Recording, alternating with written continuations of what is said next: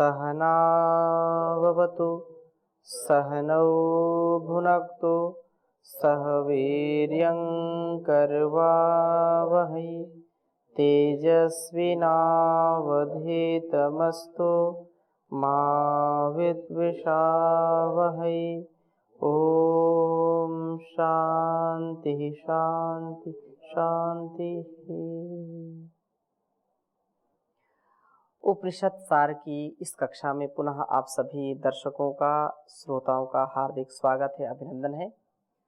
प्रश्नोपनिषद की चर्चा चल रही है और प्रश्नोपनिषद में प्रथम प्रश्न का समाधान चल रहा है। पिछली कक्षा में दक्षिणायन उत्तरायण की जो चर्चा थी, जो संवत्सर की चर्चा थी, उसके विषय में हमने समझने का प्रयास किया था और आगे बढ़ रहे हैं। 11वां यहाँ पर जो प्रसंग है उसके विषय में कहा कि पंचपादम पितरम द्वादशाकृतिम दिवा आहुः परे अर्धे पुरीषिणम अथेमे अन्य उ परे विचक्षणम सप्त चक्रे षडर आहुरार्पिता अर्पितमिति। कहा कि कितने ही लोग तो इस सूर्य को पंचपादम, 5 चरणों वाला, पितरम, सबका पिता, द्वादशाकृति, 12 आकृतियों वाला, पुरीषिणम, जल का उत्पादक, दिवा परे अर्धे, स्वर्ग लोक से भी ऊपर के स्थान में स्थित हुआ आहु बताते हैं, यहां पर स्थित है। अथ इमे, तथा ये अन्य उ, और कितने ही लोग जो अन्य मत रखते हैं, अभिन्न विचार रखते हैं, वो ऐसा बतलाते हैं कि परे अर्थात विशुद्ध सप्त चक्रे, 7 पहियों वाले, षडरे, 6 आरे वाले रथ में, अर्पितम बैठा हुआ, विचक्षणम सबको भली भांति जानने वाला है, उसके विषय में भी चर्चा है। कहने का आशय क्या है कि परब्रह्म परमेश्वर के प्रत्यक्ष दृष्टिगोचर स्वरूप इस सूर्य के विषय में अलग अलग तत्ववेत्ता अपनी अपनी बात करते हैं। सूर्य के संदर्भ में अलग अलग चर्चा करते हैं और ये कहते हैं कि इसके 5 पैर हैं। क्या कहते हैं? 5 पैर हैं और 6 ऋतुओं में से हेमंत और शिशिर, इन 2 ऋतुओं की एकता, इसके 5 ऋतुओं को वे इस सूर्य के 5 चरण बताते हैं। क्या बताते हैं? 5 चरण बताते हैं। तथा यह भी कहते हैं कि यह 12 महीने ही इसकी 12 आकृतियां अर्थात 12 शरीर हैं। 12 महीने, 12 आकृतियां, 12 जो आकृतियां कही हैं, 12 शरीर कहे हैं। इसका स्थान स्वर्गलोक से भी ऊंचा है और स्वर्गलोक भी इसी के आलोक से प्रकाशित है। स्वर्गलोक भी इसी के प्रकाश से, इसी के आलोक से आलोकित है, प्रकाशित है। इस लोक में जो जल बरसता है, उस जल की उत्पत्ति इसी से होती है। और संसार में हम देखें, जो वर्षा है तो वर्षा कैसे होती है? सूर्य से ही होती है। सूर्य ना हो तो वर्षा भी नहीं होगी। सूर्य की गर्मी है, उष्णता है, फिर धीरे धीरे यहाँ जो वायुमंडल है, जो वायु का एक चक्र चलता है, बादल बनते हैं और फिर वर्षा होती। वाष्प भी धीरे धीरे ऊपर जाता है गर्मी से। जो जल है इस धरती का, वो आकाश में जाता है और फिर वहां से वो वर्षा के रूप में बाहर आता है, नीचे आता है पृथ्वी में।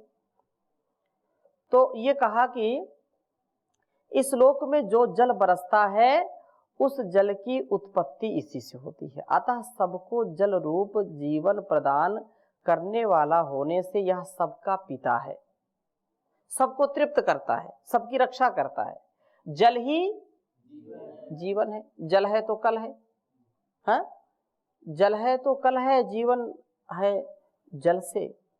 इसलिए जल भी देने वाला वो परम पिता परमेश्वर है। लोगों ने जल तो बहुत बनाया कि नहीं बनाया? जल का जो सूत्र है वैज्ञानिक क्या है वो H2O। जान गए कि जल कैसे बनता है, लेकिन हमको ये बताओ कि जल जिसने भी जान लिया कि H2O जल का सूत्र है, ये इसमें क्या क्या मिलाते हैं? हाइड्रोजन और ऑक्सीजन।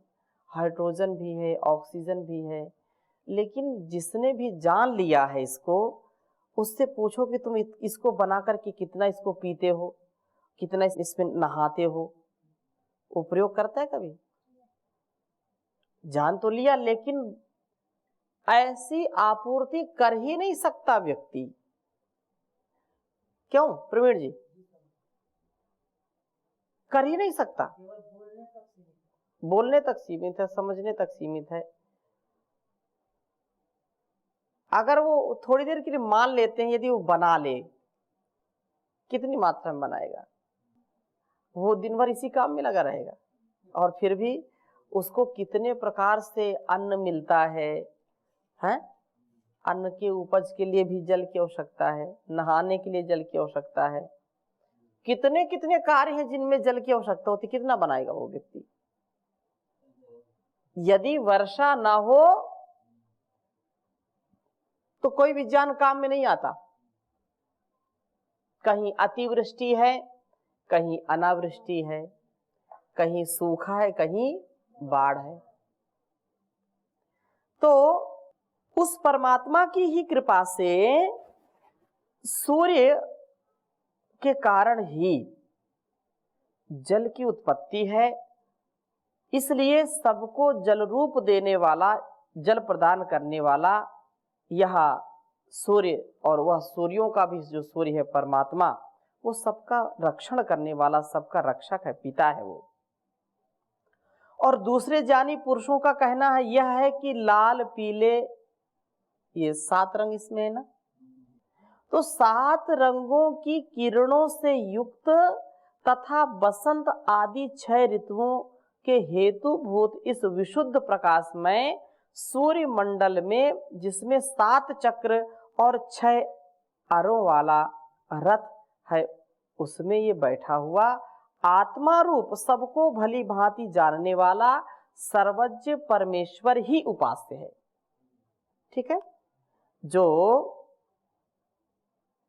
विशुद्ध रूप से 6 ऋतुएं हैं कि नहीं हमारे यहाँ? 6 ऋतुएं हैं और 6 चक्र बताए हैं, 7 चक्र और 6 अरा, 7 चक्र और 6 अरे होते हैं। तो इस प्रकार से ये सब कुछ जो 7 रंगों की किरणों से युक्त है तथा बसंत आदि 6 ऋतुएं हैं। ठीक है ना? 7 रंग होते हैं, और बसंत में पतझड़, सावन, बसंत, बहार।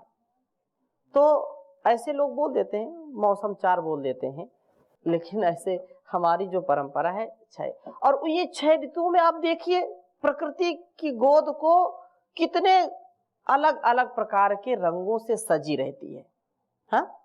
और पंचमी में देखो, बसंत पंचमी होती है ना, और बसंत पंचमी में तो हर प्रकार के फूल, हर प्रकार के आपको सुंदरता से ये पूरी धरती सजी मिलेगी, फूलों से पटी मिलेगी। कौन इसको बनाता है?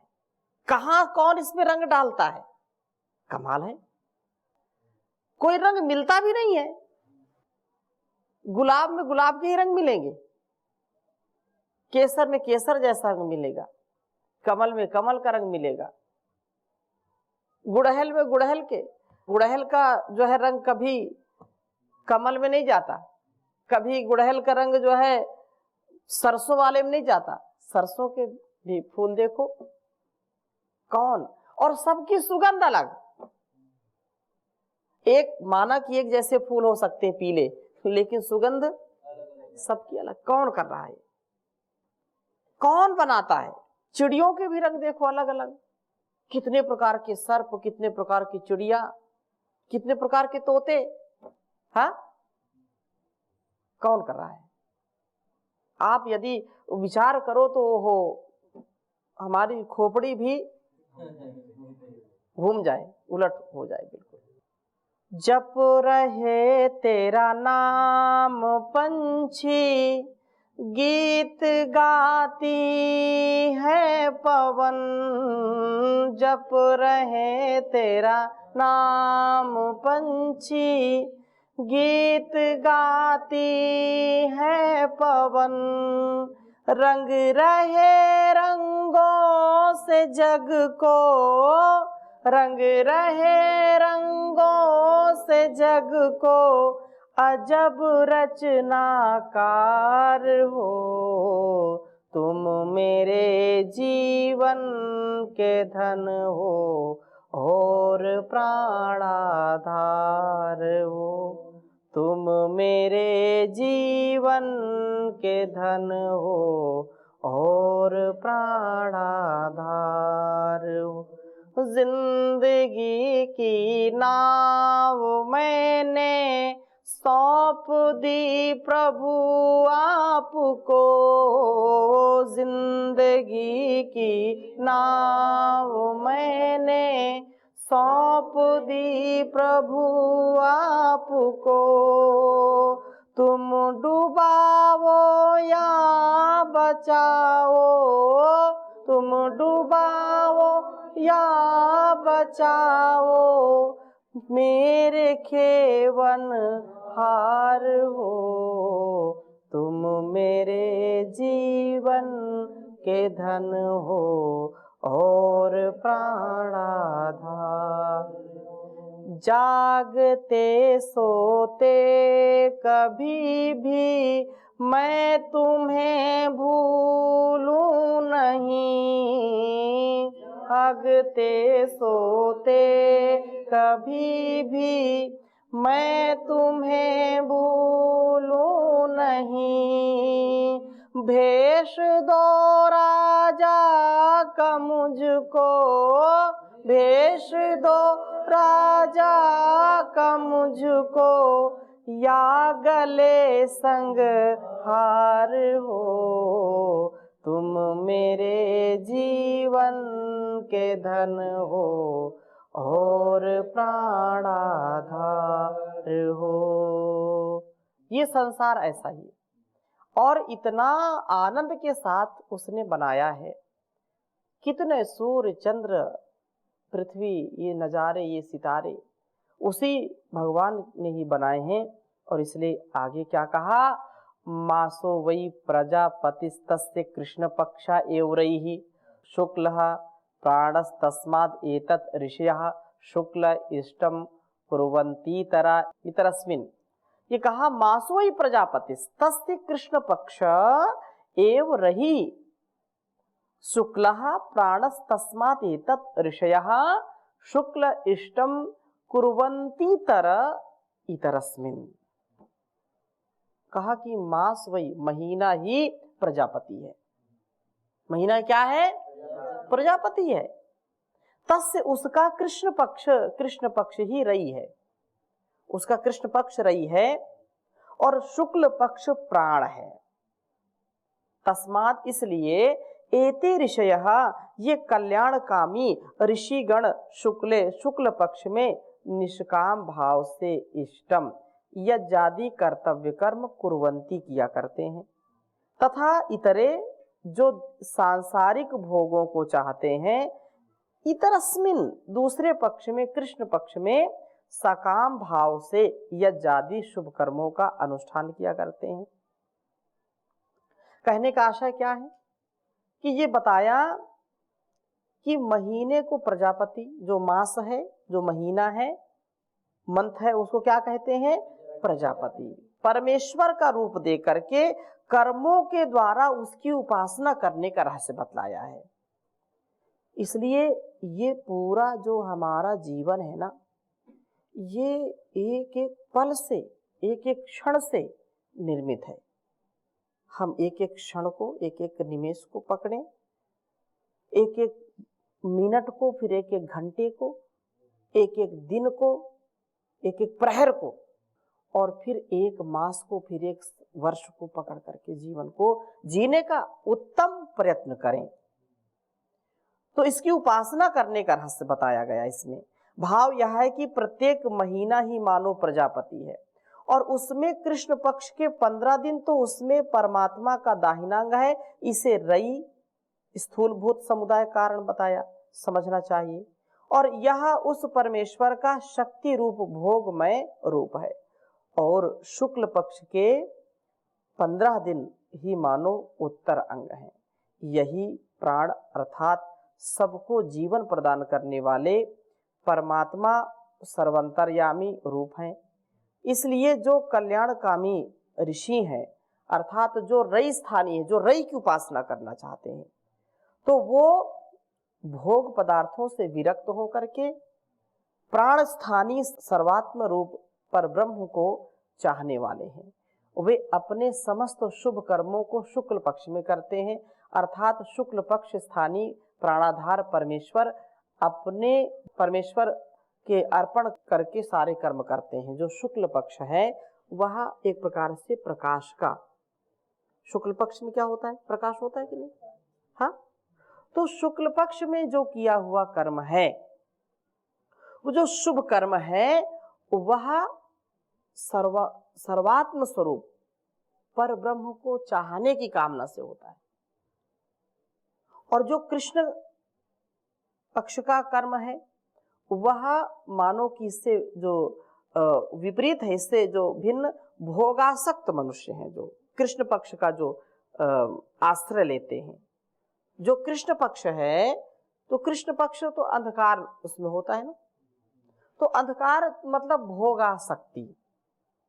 और भोग, जो भोगी व्यक्ति है वो अंधकार में जीता है, उसको प्रकाश से कोई मतलब नहीं, वो मस्त रहता है, मतलब दूसरे वाला मस्त,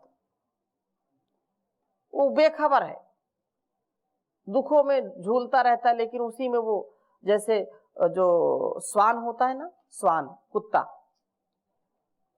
कुत्ता यदि कोई अस्थि चूसता है, चबाता है हड्डी, तो वो ऐसा चबाता है और उसके जो है मुख में हड्डी चुभने लगती है, घाव हो जाते हैं मुख में, और उसके मुख का खून जो है वो स्वाद आता है तो लगता है कि हड्डी से खून आ रहा है, और उसी को पीता रहता है, जबकि उसी का वो खून है। तो ऐसे ही जो भोगासक्त व्यक्ति है, वो इस संसार के दुखों में भी उसको लगता है वाह अब सुख आ गया, अब मिला, क्षणिक सुख में वो लट्टू रहता है, परेशान रहता है। और इससे वह जो सत्य है, तथ्य है, जो प्रकाश है, जो ज्ञान है, उससे वो वंचित रहता है।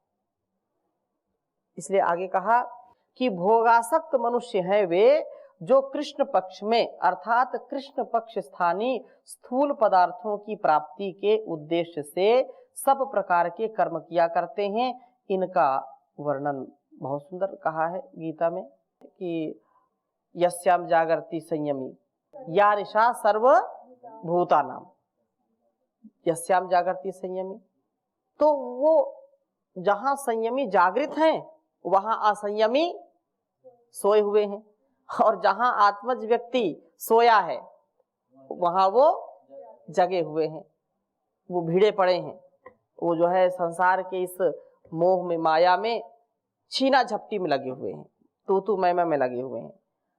आगे क्या कहा, अहोरात्रो वै प्रजापतिस्तस्याहरेव प्राणो रात्रिरेव रैहि प्राणम वा एते प्रस्कंदन्ति ये दिवारत्या संयुज्यन्ते ब्रह्मचर्यमेव तद्रात्रौ रत्या संयुज्यन्ते। कहा कि अहोरात्रः वै, दिन और रात का जोड़ा है, जो दिन रात का जोड़ा है वास्तव में यह दिन रात का जोड़ा ही प्रजापति है। एक एक चीज को पकड़ करके समझा रहे हैं, ये रात और दिन क्या है, प्रजापति है। तस्य उसका अह एक दिन ही प्राण है और रात्रि क्या है, रई है। दिन क्या है, प्राण है, रात्रि क्या है, रई है। यही प्रजापति है। ये दिवा जो दिन में रत्या संयुज्यन्ते, जो काम वासना में रहते हैं, ते लोग वे सचमुच प्राणों को ही क्षीण कर देते हैं। जो प्रकाश में भी जो इस जीवन को वासना में लगाते हैं, वास्तव में अपने जीवन को क्षीण कर देते हैं, अपने जीवन को वो नष्ट कर देते हैं। तथा रात्रौ, जो रात्रि में जो अपने ब्रह्मचर्य पूर्वक संतानोत्पत्ति या दिव्य कामना से वासना, क्योंकि धर्म अर्थ काम और मोक्ष की जो बातें हैं, तो उसका जो सेवन करते हैं तो वास्तव में वह ब्रह्मचर्य पूर्वक जीवन होता है। इस में ये बात कही कि जो 24 घंटे बताए हैं, उन 24 घंटे में काल रूप में जो परमेश्वर के स्वरूप की कल्पना करके जीवन उपयोगी कर्मों का रहस्य समझाया गया है। भाव यह है कि दिन और रात मिलकर के जगत पति परमेश्वर का पूर्ण रूप होता है। कैसी प्रभु तूने कायनात बांधी, एक दिन के साथ एक रात बांधी। ये सुना है ना? कैसी प्रभु तूने कायनात बांधी, एक दिन के साथ एक रात बांधी। कभी थकते नहीं ये घोड़े, तूने सूरज के रथ पे है जोड़े। हर दिन चलते रहते हैं। तो इस प्रकार से जीवन को सुंदर बनाने के लिए, जगत को सुंदर बनाने के लिए रात्रि और दिन बनाया है। परमात्मा ने दिन और रात मिलकर के जगतपति परमेश्वर पूर्ण रूप होता है। मानो प्राण अर्थात सबको जीवन देने वाला प्रकाशमय विशुद्ध स्वरूप है, वह रात्रि ही भोग रूप रही है। अतः जो मनुष्य दिन में जो कामुकता या वासना से युक्त होता है, वो अपने जीवन को खोता है, और जो उससे भिन्न सांसारिक उन्नति चाहने वाले हैं, वे शास्त्र के अनुसार जीवन को जीते हैं और अपने कर्तव्यों के अनुसार भोग भोगते हैं। वो कदापि जो है रोगी नहीं होते, वो कदापि जो है असंयमित नहीं होते। उनकी संतान इच्छा पूरी होती है और वो ब्रह्मचर्य की गणना में आते हैं। आगे कहा, अन्नम वै प्रजापतिस्ततो हा वै तद रेतस तस्माद आदिमाः प्रजाः प्रजायन्त इति। अन्नम वै, अन्न ही प्रजापति है। ह ततः वै, क्योंकि उसी से रेतः वह वीर्य, तस्माद उस वीर से इमाः प्रजा जायन्ते, संपूर्ण चर अचर प्राणियों का उत्पन्न होते हैं। अन्न को प्रजापति, इसमें क्या कहा, प्रजापति की चर्चा चल रही है। प्रजापति से सारा ये संसार जन्म लेता है, तो कहा कि अन्नम, अन्न को क्या कहा, प्रजापति। और ये प्राणियों का आहार रूप अन्न ही प्रजापति है, क्योंकि अन्न खाएंगे तो उससे रस, रक्त, मांस, मेद, मज्जा, अस्थि, शुक्र, वीर्य बनता है, धातुएं पुष्ट होती हैं, तो उससे फिर संतान उत्पत्ति होती है। अन्न है तो टनाटन, नहीं तो सनासन है? अन्न खाने से व्यक्ति ऊर्जा से परिपूर्ण होता है। 2-4 दिन अन्न न तो चक्कर आने लगते व्यक्ति को, है? तो ये अन्न का मतलब ये भी नहीं कि केवल गेहूं चावल, अन्न का मतलब जो कुछ भी हम ये प्राप्त करते हैं औषधि के रूप में, ठीक है। तद्येहा वै तत्प्रजापति व्रतम चरन्ति ये मिथुनम उत्पादयन्ते तेषामेवैष ब्रह्मलोको येषाम तपो ब्रह्मचर्यम येषु सत्यम प्रतिष्ठितम।